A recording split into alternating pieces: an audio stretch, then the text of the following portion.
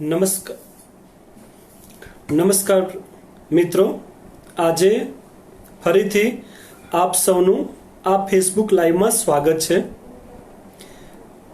આજે આપણે સૌ કોઈ કોરોના મહામારી અને લોકડાઉનના કારણે આપણે સૌ કોઈ આપણો દેશ અને દુનિયા ઘણી બધી સમસ્યાઓનો સામનો કરી રહી છે।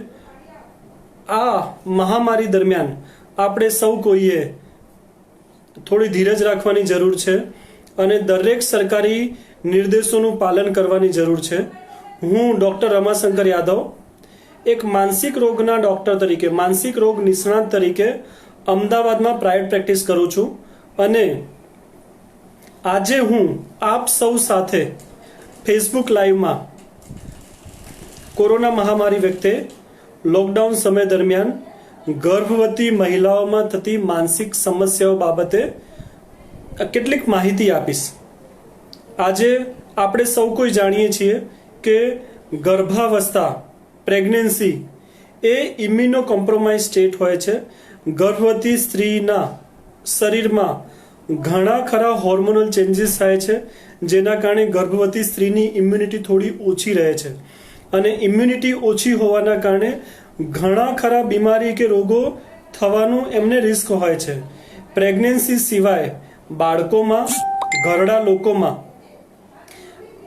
કેટલીક જીવલેણ બીમારીઓમાં સ્ટીરોઇડ દવા ચાલતી હોય એવા દર્દીઓ, બીપી, ડાયાબિટીસ, કેન્સર અને કેટલીક ઇમ્યુનો કોમ્પ્રોમાઇઝ ઇમ્યુનિટી ઘટાડે એવી દવાઓ, આવા બધા દવાઓ લેનાર કે બીમારીવાળા દર્દીઓમાં ઇમ્યુનિટી ઓછી હોય છે। એથી આ લોકોને કોરોના બીમારી સાથે જોડાયેલી ગંભીર સમસ્યા અથવા મૃત્યુ થવાનું જોખમ વધારે હોય છે। એટલે અત્યારના સમયગાળા દરમિયાન, અત્યારના કોરોનાના સમયમાં આપણે સૌએ ખાસ અને પ્રેગ્નન્ટ સ્ત્રીઓએ, પ્રેગ્નન્ટ મહિલાઓએ ખાસ કાળજી રાખવાની છે કે એમને અથવા એમના પરિવારજનોને કોરોના સાથે જોડાયેલું કશું પ્રોબ્લેમ ના થાય, કોરોના ના થાય। કેમ કે જો આપણા પરિવારનું કોઈ એક સભ્ય બીમાર થશે તો એનું ઇન્ફેક્શન આપણને પણ લાગી શકે છે, એટલે આપણે ખાસ કાળજી રાખવાની છે। આજે સ્નેહ હોસ્પિટલ તરફથી આ ફેસબુક લાઈવમાં હું ટ્રાય કરીશ કે માનસિક સમસ્યાઓ ઉપર જ ફોકસ વધારે કરું, કેમ કે શારીરિક સમસ્યાઓ બાબતે ઘણા ખરા લોકોએ તમને માર્ગદર્શન આપ્યું હશે કે માસ્ક પહેરવું, હાથ બરાબર ધોવા, બહારની જગ્યાઓમાં જ્યાં ત્યાં જે તે જગ્યાઓને ટચ ના કરવું, ચોખ્ખાઈ રાખવું, પોસિબલ હોય તો બહાર ના જવું, પોસિબલ હોય તો શાકભાજી લઈને આવો તો બરાબર ધોઈને પછી જ યુઝ કરવી, જેને શરદી, ખાંસી, તાવ કે કોઈ પણ બીમારી હોય એવા વ્યક્તિઓથી થોડું અંતર રાખવું, એવી ઘણી ખરી કાળજી, શારીરિક કાળજી રાખવા બાબતે ઘણા લોકોએ આપ સૌને માર્ગદર્શન આપ્યું હશે। તો આજે હું ફોકસ રાખીશ કે આપની માનસિક સમસ્યાઓ બાબતે હું ફોકસ વધારે રાખું। તો અત્યારનો જે સમયગાળો છે એ ગાળા દરમિયાન માનસિક ટેન્શન વધી જવા, સ્ટ્રેસ વધી જવાના કારણો કયા કયા છે? તો સ્ટ્રેસ વધી જવાના કારણોમાં આપણે મુખ્યત્વે જોઈએ તો 1 મહિનાથી આપણે સૌ લોકો લોકડાઉનમાં છીએ। લોકડાઉનના કારણે બહાર જઈ શકતા નથી, બહારના લોકોને મળી શકતા નથી, નાની મોટી વસ્તુ ખરીદી શકતા નથી, એટલે કે આપણી જિંદગી જે છે કંટાળાજનક બની ગઈ છે, જેના કારણે ઘણી ખરી વ્યક્તિઓ છે સ્ટ્રેસ અનુભવી રહી છે। આપણા ઘરમાં કોઈ વસ્તુ ઘટે છે, આપણું પરિવારનો કોઈ સભ્ય કોઈ વસ્તુ લેવા જાય છે તો ઘણી સ્ત્રીઓમાં એમને કંઈક થઈ જશે તો એમને ઇન્ફેક્શન લાગશે, તો મને ઇન્ફેક્શન લાગશે, તો વસ્તુઓની જરૂર હોય ને વસ્તુ ના મળતી હોય તો હવે શું થશે, એવા ઘણા બધા નેગેટિવ પ્રશ્નો છે જેના કારણે આ મહિલાઓમાં સ્ટ્રેસ વધી શકે છે। પરિવારનું કોઈ એક સભ્ય, ભાઈ, બહેન, મા, બાપ કે કોઈ પણ એક સભ્ય બહાર કોઈ જગ્યાએ ફસાઈ ગયા છે, બીજા સિટીમાં કે બીજા સ્ટેટમાં, એમને લગતા વિચારોના કારણે પણ માનસિક સ્ટ્રેસ વધી શકે છે। ઘરમાં ખાવાની સુવિધા નથી, ઘરમાં કેટલીક જીવન જરૂરિયાતની વસ્તુઓની સુવિધા નથી, બીજા ઉપર આધાર રાખવો પડે છે, એવા ઘણા ખરા પ્રશ્નો તમારું માનસિક ટેન્શન વધારી શકે છે। પ્રેગ્નન્સી સાથે જોડાયેલા, બાળકના વિકાસ સાથે જોડાયેલા કેટલાક પ્રશ્નો તમારું માનસિક ટેન્શન વધારી શકે છે। ટીવી, વોટ્સઅપ, ફેસબુક, યુટ્યુબ એવા ઘણા ખરા માધ્યમથી ઘણી બધી નેગેટિવ ઇન્ફોર્મેશન, લોકોની મરણની, લોકોમાં બીમારીઓની ઘણી ખરી નેગેટિવ ઇન્ફોર્મેશન જો તમે લીધી હોય અને એ બધા નેગેટિવ વિચારોના કારણે પણ માનસિક ટેન્શન વધી શકે છે. એટલે માનસિક ટેન્શન વધારથી અત્યારના સમયમાં ઘણી બાબતો છે. આ બીમારીના સાથે જોડાયેલા આંકડાઓ જેટલા આપણી નજર સામે આવે છે, આપણા સિટીમાં અમદાવાદમાં પણ ઘણા કેસીસ વધી રહ્યા છે. પેલા કોટ વિસ્તારમાં કેસીસ હતા, ધીમે ધીમે કેસો હવે સિટીના જુદા જુદા વિસ્તારમાં થઈ રહ્યા છે. ઘણા ડોક્ટરોને પણ થયા છે, ઘણા હેલ્થકેર વર્કર સ્ટાફને પણ થયા છે, પોલીસને પણ થયા છે, ફાયર બ્રિગેડ વાળા લોકોને પણ થયા છે. શાકભાજી કોઈ પણ ક્લાસ એવો બાકી નથી કે જેને હવે ધીમે ધીમે આ રોગ થતો નથી. તો આપણે ખાસ એ યાદ રાખવાનું છે કે જે કંઈ પણ ઇન્ફોર્મેશન આપણે લઈએ છીએ, અને આપણા પારિવારિક પણ કેટલાક કારણો છે, ઘરના લડાઈ ઝઘડા કે એવા ઘણી બધી બાબતો છે જે આપણામાં સ્ટ્રેસ વધારી શકે છે, માનસિક ટેન્શન વધારી શકે છે. ગર્ભવતી મહિલાઓમાં વાત કરીએ તો માનસિક ટેન્શન વધવાના સાથે કેટલાક માનસિક લક્ષણો જોવા મળે છે, જેમ કે મન નિરાશ રહેવું, બોલવું ના ગમવું, ભૂખ ના લાગવી, નિરાશા, હતાશા, બેચેની, ગભરામણ, ધબકારા વધી જવા, છાતી ભારે લાગવી, મોઢું સુકાવું, હાથ પગમાં ખાલી ચડવી, ઝણઝણાટી થવી, રડવાનું આવવું, મરવાના વિચારો આવવા, આવા જાત જાતના શંકા થવી, વહેમ થવા, કાલ્પનિક ચિત્રો દેખાવા, કાલ્પનિક અવાજો સંભળાવા, જુદા જુદા લોકોમાં જુદા જુદા લેવલની માનસિક સમસ્યાઓ થઈ રહી છે. હું પોતે ગવર્મેન્ટની 110 હેલ્પલાઇન 1100 હેલ્પલાઇનમાં છું. તો હેલ્પલાઇનના થ્રુ પણ અમારી પાસે ઘણા કેસીસ આવે છે જે લોકો માનસિક રીતે ડિસ્ટર્બ થઈ ગયા હોય અને ઊંધી સીધી વાતો કરવા લાગ્યા હોય કે કોઈ મુસ્લિમ મહિલા છે જે સિંદૂર માંગી રહી છે, જે મરી ગયેલા પૂર્વજોને યાદ કરી રહી છે. જાત જાતની માનસિક ફરિયાદો સાથે જોડાયેલી સમસ્યાઓ માટે લોકો અમને કોલ કરી રહ્યા છે. તો ઘણી બધી માનસિક સમસ્યાઓ છે, એની આપણે ચર્ચા કરવા જઈએ તો ડિપ્રેશન એક કોમન માનસિક સમસ્યા છે. જો સ્ટ્રેસના કારણે આ ડિપ્રેસિવ ફરિયાદ હોય તો પ્રોપર માર્ગદર્શન, પ્રોપર કાઉન્સેલિંગ, પરિવારના સપોર્ટથી દવા વગર પણ ડિપ્રેશન મટી શકે છે. તો કદાચ તમને આવી કોઈ પણ સમસ્યા હોય તો તમે સ્નેહ હોસ્પિટલની હેલ્પલાઇન ઉપર અથવા મારા પર્સનલ નંબર ઉપર મને કોલ કરીને માર્ગદર્શન મેળવી શકો છો. તમે ગવર્મેન્ટની 1100 નંબરની હેલ્પલાઇન ઉપર પણ કોલ કરીને મદદ મેળવી શકો છો. તમારે માનસિક સમસ્યાઓ સિવાયની પણ કોઈ સમસ્યા હોય, પારિવારિક સમસ્યાઓ, ખોરાકની, જીવન જરૂરિયાત વસ્તુની કે કોઈ પણ સમસ્યા હોય, શારીરિક બીમારીની કોઈ પણ સમસ્યા હોય, તમે સરકારી હેલ્પલાઇનનો ઉપયોગ કરી શકો છો. તમે તમારા પરિવારવાળાની, તમે તમારા પાડોશીની, તમે તમારા સગાઓની પણ મદદ લઈ શકો છો. તો કોઈ પણ માનસિક ફરિયાદ જો તમને જણાતી હોય તો એ માનસિક ફરિયાદમાં શરમ રાખ્યા વગર હેલ્પ લઈ શકો છો. માનસિક ફરિયાદ સાથે જોડાયેલા કેટલાક દર્દીઓના પ્રશ્નો છે, એ પ્રશ્નોની ચર્ચા કરતી વખતે પણ હું કેટલુંક માર્ગદર્શન આપીશ. સ્ટ્રેસ ઘટે, માનસિક સમસ્યાઓ ઘટે, એના માટે આપણે કાળજી શું રાખવાની છે? તો કેટલીક કાળજી રાખવી બહુ જરૂરી છે. શારીરિક કાળજી રાખવી, જે શરૂઆતમાં વાત થઈ, જે 1 મહિનાથી આપણે સાંભળી છે, એ દરેક શારીરિક કાળજી રાખીશું.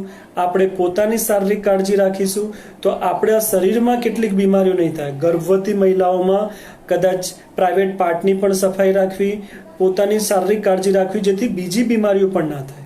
બીજી બીમારીઓના કારણે પણ તમારી ઇમ્યુનિટી ડાઉન થાય અને બાળકના વિકાસ ઉપર અસર પડી શકે છે. એટલે દરેક પ્રકારની શારીરિક કાળજી રાખવી, ઊંઘ પૂરી કરવી, પ્રોપર ખોરાક લેવો. અમુક ગર્ભવતી મહિલાઓને મોર્નિંગ સિકનેસની ફરિયાદ હોય છે.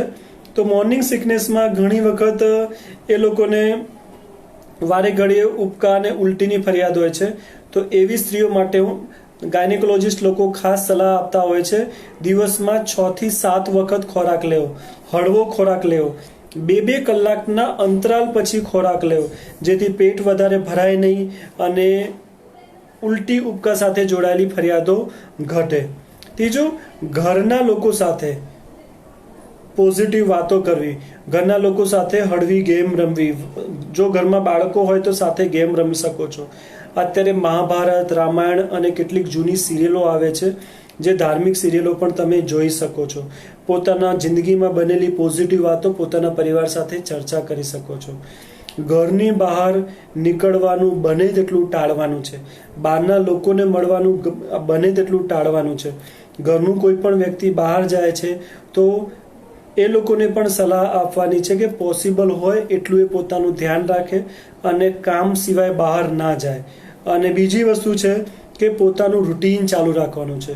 મનગમતી પ્રવૃત્તિ, ચિત્રો દોરવા, ઘરના નાના મોટા કામ કરવા, જૂના ગીતો સાંભળવા કે ગાવા, તમને કોઈ પણ મનગમતી પ્રવૃત્તિ જેમાં રસ હોય એ દરેક પ્રવૃત્તિ કરી શકો છો. જો તમારી દિનચર્યા જળવાઈ રહેશે, જો તમારું ફેમિલી સાથેનું કોમ્યુનિકેશન જળવાઈ રહેશે, તમારા દૂરના સગા, તમારા મિત્રો સાથે ફોન ઉપર સાદો કોલ કે વિડીયો કોલ ઉપર વાત થશે, તો તમારું ધ્યાન તમારા દિવસ દરમિયાન થયેલી પોઝિટિવ વાતોમાં રહેશે. એટલે સ્ટ્રેસ સાથે જોડાયેલી ફરિયાદો ઘટશે.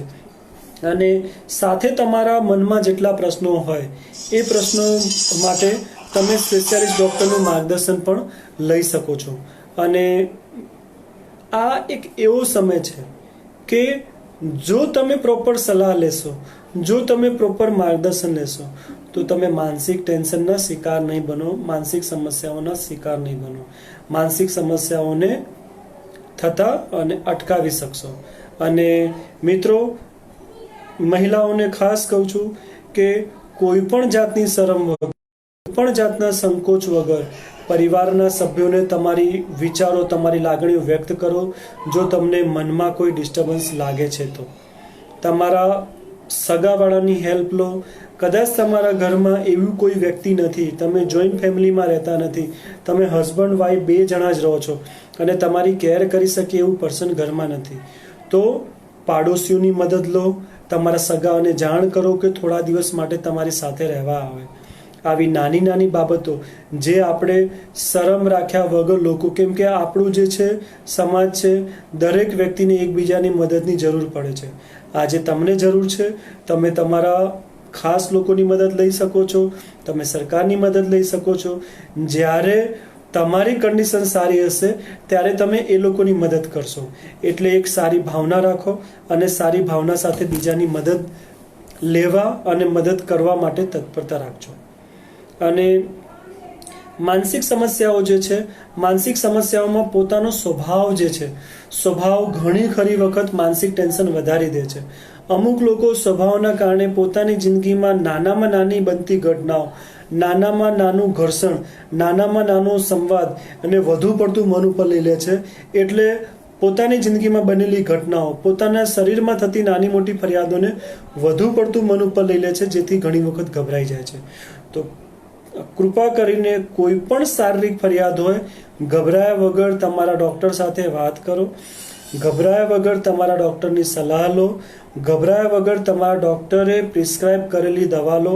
ડૉક્ટરને પૂછ્યા વગર કોઈ પણ દવાઓ પ્રેગ્નન્સી દરમિયાન ઉપયોગમાં લેવી નહીં. પ્રેગ્નન્સી દરમિયાન ખાસ કાળજી રાખવી કે ડૉક્ટરની સલાહ વગર ખોટી રીતે લીધેલી દવાઓ ઘણી ખરી વખત તમારા બાળકને નુકસાન કરી શકે છે. એટલે પ્રેગ્નન્સીમાં કોઈ પણ દવાઓ ડૉક્ટરની સલાહ વગર લેશો નહીં. પ્રેગ્નન્સીમાં ખાસ ધ્યાન રાખવાનું છે કે તમારી આસપાસ જે કંઈ પણ ઘટના બની રહી છે, સગામાં કોઈનું મરણ થયું છે, પડોશમાં કોઈનું મરણ થયું છે, તમે ટીવીમાં કોઈના મૃત્યુના સમાચાર, કોઈની ગંભીર સ્થિતિના સમાચાર સાંભળ્યા છે, એને સ્વીકાર. દરેકની કે માણસ બીમાર થાય, માણસનું મૃત્યુ થાય. મૃત્યુ અને બીમારી દરેકના ઘરમાં, દરેકના પરિવારમાં થતી હોય. એને સ્પેસિફિકલી કોરોના સાથે જોડીને બીમારી કે મરણ વિશેનો ડર તમારા મગજમાં ના લાવશો. તમે સમજણ શક્તિ રાખજો, કેમ કે આપણી સમજણ શક્તિ જ આપણો ડર મટાડે છે. સમજણ શક્તિથી જ ડર મટે છે. સમજણ શક્તિ હશે તો ટેન્શન અને ડર સાથે જોડાયેલી ફરિયાદો ઘટશે. એટલે તમારી સમજણ શક્તિ જ તમારો આત્મવિશ્વાસ ઘટતા રોકી શકે છે. એટલે આત્મવિશ્વાસ વધારવો જરૂરી છે. અને આત્મવિશ્વાસ બહારના લોકોની મદદ લેવા કરતાં પોતાના જ વિચારસરણીમાં સુધારો લાવીએ તો ઘણી ખરી વખત વધુ પડતું સ્ટ્રેસ અનુભવાતો નથી. સ્ટ્રેસ આપણે જાતે મેનેજ કરી શકીએ છીએ. હવે મિત્રો આપણે કેટલાક પ્રશ્નોની પણ ચર્ચા કરી લઈએ. સાથે સાથે અમુક દર્દીઓના પ્રશ્નો આવ્યા છે. તો એક બેન છે, 7 મહિનાની પ્રેગ્નન્સી છે અને એ અત્યારે લોકડાઉનના કારણે સ્ટ્રેસમાં છે. એટલે બેનના પ્રશ્ન પ્રમાણે એમને લોકડાઉનનો પણ સ્ટ્રેસ છે અને પ્રેગ્નન્સીનો પણ સ્ટ્રેસ છે. તો લોકડાઉન વિશે જેમ મેં વાત કરી, તો લોકડાઉન તમે ઘરમાં છો એટલે થોડું સ્ટ્રેસ અનુભવી રહ્યા છો, પણ જો તમે મન શાંત રહે એ માટે પરિવારના લોકો સાથે વાતચીત કરશો, હળવી પ્રવૃત્તિ કરશો, સૂવા ખાવાનો સમય સાચવશો, મનગમતી પ્રવૃત્તિમાં જૂના ગીતો સાંભળવા, રામાયણ મહાભારત જૂની સિરિયલો જોવી, પેઇન્ટિંગ કરવું, ડ્રોઈંગ કરવું, જુદી જુદી પ્રવૃત્તિઓ જો કરશો, નાના બાળકો સાથે જો ઘરમાં હોય તો ગેમ રમવી, જુદી જુદી પ્રવૃત્તિ કરશો તો તમને લોકડાઉનનો સ્ટ્રેસ નહીં અનુભવાય. વાસ્તવિકતા સ્વીકારશો કે તમે જ ઘરમાં નથી, આખું દેશ, આખું શહેર, આખી દુનિયા ઘરમાં છે. કેમ કે આપણે ઘરમાં રહીશું તો આ ચેપી બીમારી છે એનો ચેપ નહીં લાગે. તો લોકડાઉન આપણા નુકસાન માટે નથી, એ આપણા ફાયદા માટે છે. જો લોકડાઉનની પોઝિટિવિટી તમે સ્વીકારશો તો તમને માનસિક ટેન્શન જે છે લોકડાઉન વિશેના નેગેટિવ વિચારોના કારણે જે આવે છે એ ઘટી જશે. પ્રેગ્નન્સી સાથે જોડાયેલા જે નેગેટિવ વિચારો છે, પ્રેગ્નન્સી સાથે જોડાયેલા નેગેટિવ વિચારોમાં તમારો 7મો મહિનો ચાલી રહ્યો છે એટલે કે છેલ્લું ટ્રાઇમેસ્ટર છે. 7મો 8મો મહિનો અને 9મો મહિનો એમ પણ કાળજીની દ્રષ્ટિએ બહુ સાચવવા જેવો હોય છે. તમારા માટે એક સારા સમાચાર કહી દઉં કે પ્રેગ્નન્સીમાં કોરોનાના કારણે થતી ગંભીર સમસ્યાઓ અને મોતનું જોખમ વધારે છે. પણ હાલમાં ચીનના વુહાનમાંથી આવેલા રિપોર્ટ પરથી, WHOના રિપોર્ટ પરથી અને કેટલાક સ્ટડી પરથી એવું જાણવા મળ્યું છે કે 2003-4માં સાર્સ અને સ્વાઇન ફ્લૂ ને એ જે વાયરસ હતા, એ વાયરસમાં પ્રેગ્નન્ટ વુમનમાં, પ્રેગ્નન્ટ સ્ત્રીઓમાં જેટલી મોર્ટાલિટી હતી, જેટલા ડેથ હતા, એટલા ડેથ આ વાયરસમાં જોવા મળ્યા નથી. એટલે એટલી ગંભીર સ્થિતિ આ વાયરસમાં નથી. પણ સ્ટીલ આપણે નોર્મલ પોપ્યુલેશન કરતાં વધારે કાળજી રાખવાની છે. બીજું, આ વાયરસ અને ઇન્ટ્રાયુટ્રાઇન ટ્રાન્સફર થતું નથી, એટલે ગર્ભમાં તમારામાંથી ગર્ભમાં ટ્રાન્સફર થશે નહીં. ઇન્ટ્રાયુટ્રાઇન ટ્રાન્સફરના કોઈ રેકોર્ડ નથી, એટલે એ તમારા માટે સારી બાબત છે. બીજું, બ્રેસ્ટ મિલ્કથી પણ આ વાયરસ ફેલાતો નથી, એટલે એ બાબત પણ તમારા માટે સારી છે. હા, કદાચ તમારી 9મા મહિને ડિલિવરી થાય, કદાચ પોઝિટિવ મહિલા હોય તો એનો ચેપ સંપર્કમાં રહેવાથી એના બાળકને લાગી શકે છે. તો એવા ખાસ સંજોગોમાં આવા બાળકને પોઝિટિવ મહિલાથી દૂર રાખતા હોઈએ છીએ. ઘરના બીજા લોકો એ બાળકની સંભાળ રાખતા હોય છે. મેડિકલ ટીમના ઓબ્ઝર્વેશનમાં મા અને બાળકને રાખતા હોઈએ છીએ. અને જેમ કીધું કે એ અને ઓબ્ઝર્વેશન જ્યાં સુધી મહિલા વાયરલ ઇન્ફેક્શન છે 7, 10 કે 14 કે 15 દિવસ જ કાળજી રાખવાની હોય છે. પછી એકવાર રિપોર્ટ નેગેટિવ આવી ગયા પછી, એકવાર સ્વસ્થ થઈ ગયા પછી તમારું બાળક તમારી સાથે જ રહેવાનું છે. આ ગાળા દરમિયાન, આ 14 થી 20 દિવસના ગાળા દરમિયાન બ્રેસ્ટ મિલ્ક આ બ્રેસ્ટ પંપ જોડે પણ કાઢીને બાળકને પીવડાવી શકાય છે, અથવા તો ઉપરનું દૂધ પણ આપી શકાય છે. એ સાયન્ટિફિક વસ્તુ છે, એ ડૉક્ટરો તમારી કન્ડિશન પ્રમાણે ડિસાઇડ કરશે. પણ આ એવી મહિલાઓ માટે છે કે કદાચ જેને રિપોર્ટ પોઝિટિવ આવ્યો હોય, એ જેને કોરોનાનો ચેપ લાગ્યો હોય એ, પણ આપણે તો પહેલાંથી જ કાળજી રાખી છે, એટલે આપણને ચેપ લાગવાનું જોખમ ઓછું રહેશે. જેટલી તમે અને તમારો પરિવાર કાળજી રાખશે એટલું જોખમ ઓછું છે. ઇન્ટ્રાયુટ્રાઇન ટ્રાન્સફર નથી, એ પ્રેગ્નન્ટ સ્ત્રીઓ માટે સારી બાબત છે. અને ચાઇલ્ડને બ્રેસ્ટ ફીડિંગમાં ટ્રાન્સફર થવાના ડેટા નથી, એ તમારા માટે સારી બાબત છે. અને પ્રેગ્નન્સી સાથે જોડાયેલા જો તમે ડર રાખતા હોય તો એ બધી જ મહિલાઓને મારું એક ખાસ આ શબ્દો યાદ રાખજો કે તમે એવા પહેલા સ્ત્રી નથી કે જે પ્રેગ્નન્ટ થયા છો. દરેક સ્ત્રી પોતાની જીવન દરમિયાન, દરેક મેરિડ સ્ત્રી પોતાના જીવન દરમિયાન 1, 2 કે 3, 4 વખત પ્રેગ્નન્ટ થાય છે. પ્રેગ્નન્સી એક સામાન્ય ઘટના તરીકે લેશો તો તમને સ્ટ્રેસ નહીં થાય. પ્રેગ્નન્સી એક રૂટીનલી તમારા મમ્મી, તમારા દાદી, તમારા ભાઈ, તમારા પરિવારની સ્ત્રીઓ જોડે પોઝિટિવ વાતોની ચર્ચા કરશો. પ્રેગ્નન્સી સાથે દરેક સ્ત્રી પ્રેગ્નન્ટ થાય છે, એટલે વધુ પડતું ટેન્શન ના રાખો, વધુ પડતું સ્ટ્રેસ ના રાખો. જરૂરી માહિતી તમે પરિવાર અને ડૉક્ટર અને સગા પાસેથી લઈ શકો છો. જે માણસ સમજણ શક્તિ ધરાવે છે, જે માણસ નોલેજ ધરાવે છે, એવા માણસ જોડે જ સલાહ લેજો. જેવા તેવા વ્યક્તિની સલાહ ના લેતા, કેમ કે લોકોની આપેલી ખોટી સલાહ પણ તમારું ટેન્શન વધારી શકે છે. એટલે ખાસ આ બાબત યાદ રાખજો. એક બીજો પ્રશ્ન છે કે હું રોજ સોશિયલ મીડિયા ઉપર મારા જાતના પ્રશ્નોના આન્સર ગોતવાની કોશિશ કરું છું. ગૂગલ ઉપર મારા કેટલાક પ્રશ્નોના આન્સર ગોતવાની કોશિશ કરું છું. મારી જાતને અને મારા ઘરમાં રહેલા બાળકને મારે કોરોના વાયરસથી કેવી રીતે બચાવવું, અને કદાચ મને ઇન્ફેક્શન થઈ ગયું તો મારું શું થશે, અને એવી ચિંતા પણ મને રહે છે. મારે કઈ કઈ બાબતોનું ધ્યાન રાખવું જોઈએ. તો સેમ વસ્તુ છે કે નેગેટિવ વસ્તુ તમે જેટલી નેગેટિવિટી માઇન્ડમાં ભેગી કરશો, મગજમાં ટેન્શન વધશે, જાત જાતની શારીરિક અને માનસિક ફરિયાદો ચાલુ થશે. યુટ્યુબ, ફેસબુક, વોટ્સઅપ, કોઈ પણ સોશિયલ મીડિયા, ન્યૂઝ પણ તમારે એટલીસ્ટ નથી જોવાની. કોઈ પણ નેગેટિવ કન્ટેન્ટવાળું કોઈ પણ વસ્તુ તમારે ક્યાંયથી પણ જોવાનું નથી. જેટલું નેગેટિવ વસ્તુ તમે જોશો, જેટલું નેગેટિવ વિચારો જેટલું નેગેટિવ માહિતી ભેગી કરશો, એટલા નેગેટિવ વિચારો આવશે. જેટલા નેગેટિવ વિચારો આવશે એટલું તમારું સ્ટ્રેસ વધશે. તો સૌથી પહેલી વસ્તુ મારી સલાહ છે કે ખોટી જગ્યાથી માહિતી ના લેશો. તમારે કોરોના રિલેટેડ માહિતી જોઈએ છે તો WHO અથવા ગવર્મેન્ટ સાઇટ પરથી લઈ શકો છો. ન્યૂઝ ચેનલમાં આવતી કેટલી ગવર્મેન્ટ માહિતી તમે લઈ શકો છો. દિવસમાં 1-2 વખત કરતાં વધારે વખત કોરોના સાથે જોડાયેલા ડેટા નથી લેવા. તમને કે તમારા પરિવારને કોરોના થશે તો આ એક વાયરલ ઇન્ફેક્શન છે, 10 થી 14 દિવસમાં મટી શકે છે. ખાલી તમારે ધ્યાન રાખવાનું છે કે જો સમજાવેલી કાળજી રાખશો, તમે અને તમારો પરિવાર ચોખ્ખાઈ રાખશે, લોકોથી ડિસ્ટન્સ રાખશે, માસ્ક પહેરશે, નાની નાની જેટલી કાળજીની સરકાર અને બીજા ડૉક્ટરો વાત કરે છે ધ્યાન રાખશો, તો તમને કે તમારા બાળકને કોરોનાનો ચેપ નહીં લાગે. એટલે ખોટું સ્ટ્રેસ લેવાની જરૂર નથી. બીજું, સામાન્ય ફરિયાદ હોય તો મારે ડૉક્ટર પાસે જવું જોઈએ કે ના જવું જોઈએ? તો એક પ્રેગ્નન્ટ સ્ત્રીએ બને તેટલું બહાર જવાનું ટાળવાનું છે. ડૉક્ટરના ત્યાં પણ જવાનું ટાળવાનું છે. પોસિબલ હોય તો સામાન્ય શારીરિક ફરિયાદો માટે તમારા ડૉક્ટર જોડે ટેલિફોનિકલી વાત કરીને, ડૉક્ટર જોડે ટેલિફોનિકલી ડિસ્કસ કરીને કેટલીક દવાઓ તમે લઈ શકો છો, કેટલુંક માર્ગદર્શન લઈ શકો છો. જો ડૉક્ટરને તમારી સમસ્યામાં રૂબરૂ બોલાવવાની જરૂર લાગશે તો ડૉક્ટર તમને એની જાણ કરશે. તમારે જો ડૉક્ટર તમને રૂબરૂ આવવાનું કહે તો પ્રોપરલી એપોઇન્ટમેન્ટ લઈને મળવું. એપોઇન્ટમેન્ટ સિવાય ગર્ભવતી મહિલાઓએ હોસ્પિટલમાં જવું નહીં, કેમ કે જો તમે એપોઇન્ટમેન્ટ ના લીધી હોય, તમારે લાંબો ટાઈમ ત્યાં બેસવું પડે, હોસ્પિટલ જેવી જગ્યાએ બીજાનો ચેપ પણ લાગી શકે છે. તો પ્રોપર એપોઇન્ટમેન્ટ લીધા પછી જ તમારે જે તે ડૉક્ટર પાસે જવાનું છે. આજે અને ઇન્ટરનેટની સુવિધાના કારણે, ઘણી ખરી ફેસિલિટીના કારણે કેટલીક ફરિયાદો તો તમને ડૉક્ટર ટેલિફોનિક કાઉન્સલિંગ અને ટેલિફોનિકલી કેટલીક ટેબ્લેટો લખાવી શકે છે.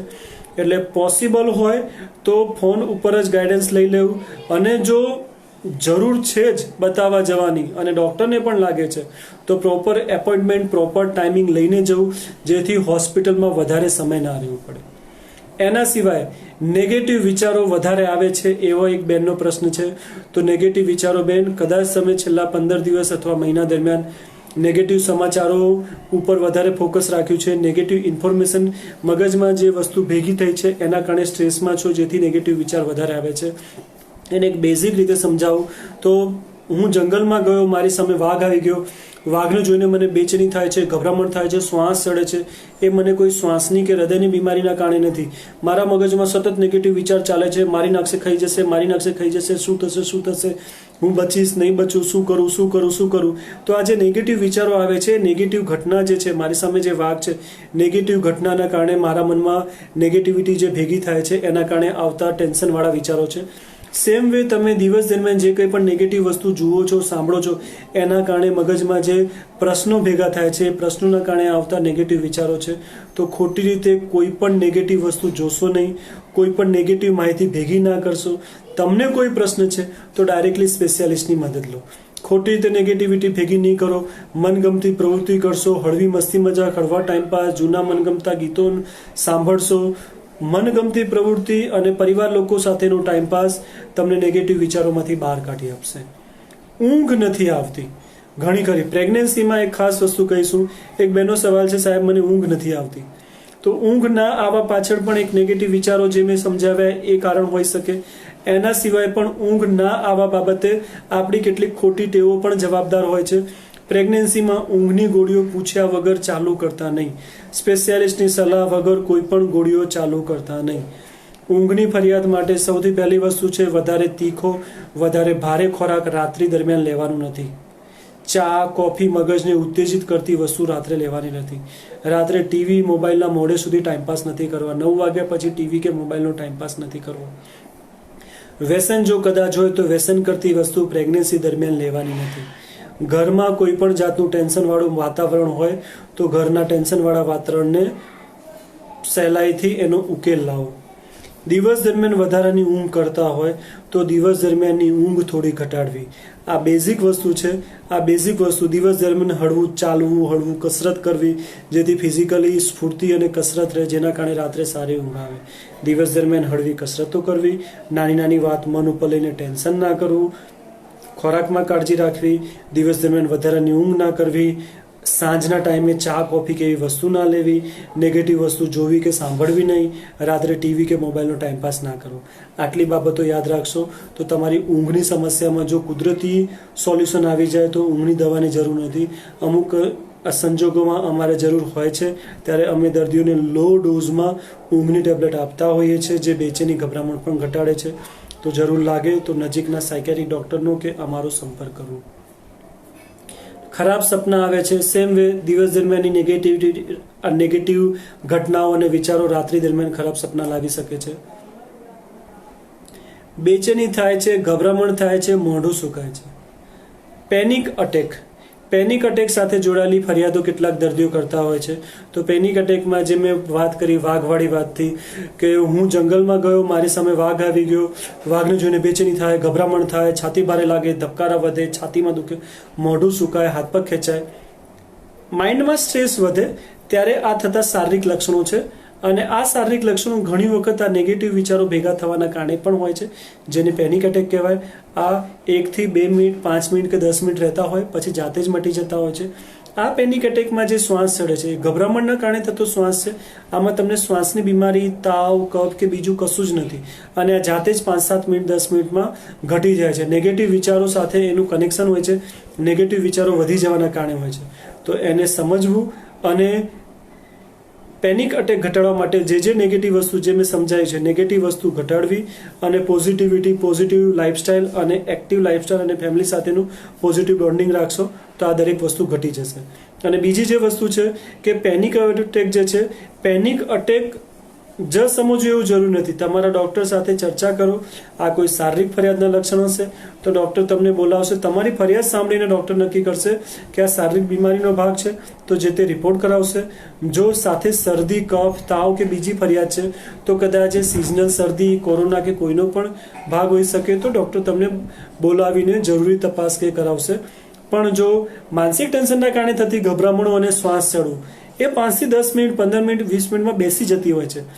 કોરોના કે શ્વાસની બીમારી કે શરદી, કફ, ન્યુમોનિયામાં શ્વાસ જાતે બેસી ના જાય.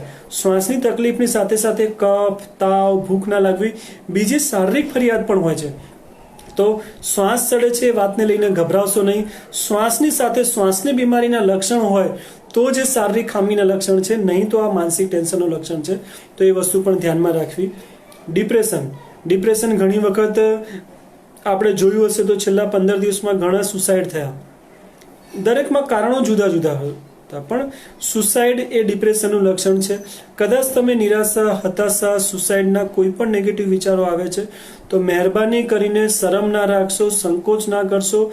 તમારા પરિવારના વ્યક્તિને જાણ કરો અને વહેલી તકે તમારા સગાને જાણ કરો. જો તમને જરૂર છે કે ડિપ્રેશન વધી ગયું છે તો સરકારી હેલ્પલાઇન 1100 1100 નંબર ઉપર કોલ કરો અથવા અમારી હેલ્પલાઇન ઉપર પણ કોલ કરી શકો છો.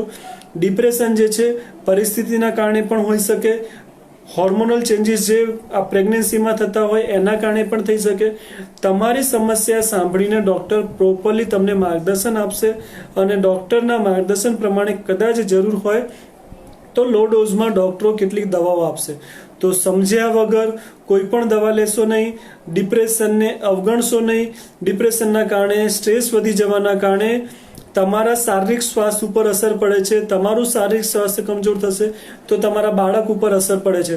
માનસિક ફરિયાદોમાં ખાસ વસ્તુ યાદ રાખવાની છે, જો હું 15 દિવસ, મહિના, 2 મહિના દરમિયાન માનસિક રીતે ડિસ્ટર્બ રહી તો મારું માનસિક સ્વાસ્થ્ય સારું ના રહેવાના કારણે હું મારા શરીર ઉપર ધ્યાન નહીં આપી શકું. અને જો પ્રેગ્નન્ટ સ્ત્રી પોતાના શરીર ઉપર ધ્યાન નહીં આપી શકે તો એના બાળકના વિકાસમાં કેટલીક ખામી રહી જશે. તો પ્લીઝ, જો તમને કોઈ પણ માનસિક ડિસ્ટર્બન્સ છે તો તમારી દરેક માનસિક ફરિયાદો માટે શરમ રાખ્યા વગર તમારા ગાયનેક ડૉક્ટરને વાત કરો, તમારા નજીકના સાયકેટ્રિસ્ટને વાત કરો, સરકારી હેલ્પલાઇનની મદદ લો, તમારા પરિવારજનોની મદદ લો. પણ તમારું માનસિક અને શારીરિક સ્વાસ્થ્ય જળવાઈ રહે એ ખૂબ જ જરૂરી છે, જેથી તમારા બાળકના વિકાસમાં ખામી ના રહી જાય. એટલે તમે અને તમારું બાળક સ્વસ્થ રહે એ માટે તમારે ખાસ આ કાળજી રાખવાની છે. તમારે કોઈ પણ જાતની બેદરકારી દાખવવાની નથી. તમારી કરેલી ભૂલો, તમારી દાખવેલી બેદરકારી તમારા બાળકને નુકસાન કરી શકે છે.